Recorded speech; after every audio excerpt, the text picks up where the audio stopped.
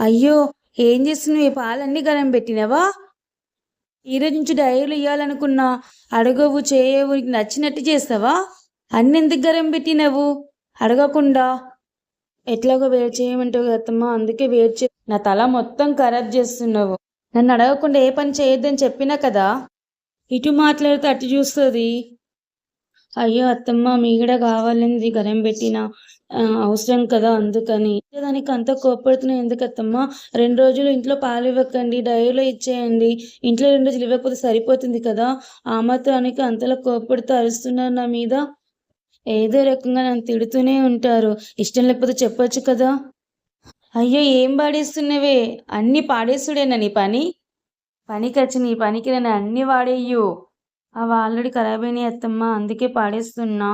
నా కొడుకు సంపదను అంతా ఈ విధంగా వేస్ట్ చెయ్యు. అన్ని డస్ట్బిన్లో నింపు. వాడు చేస్తున్న కష్టం అంతా ఈ విధంగా పాడేస్తూనే ఉండు. ఆ డస్ట్బిన్ నింపుతూనే ఉండు. ఎంత చెప్పినా ఏం చేస్తున్నావో ఏమో. ఇగో అత్తమ్మ, ఈ బనానా తిను. ఏందే ఏమంటున్నావు? రెండు తిను అంటున్నా. అదే, ఈ బనానా తీసుకో అత్తమ్మ. అయ్యో, మొత్తం మెత్తగైంది కానీ ఎట్లా తినాలి? మీరే అన్నారు కదా నా కొడుకు సంపాదన మొత్తం వేస్ట్ చేస్తున్నారని. పాడేయడం ఎందుకని తీసుకొచ్చాను, అందుకే తినండి. అమ్మో, ఇప్పుడే నాలో ఉన్న రాక్షసుని బయటకు తెప్పించకు, మంచిగుండది, ముందే చెప్తున్నా. అత్తమ్మ, మీరే అన్నారు కదా పాడేయొద్దని, అందుకే ఇచ్చాను. తప్పేముంది దాంట్లో? మీరు చెప్పిందే కదా చేస్తున్నాను. చేసినా తప్పే, చేయకపోయినా తప్పే.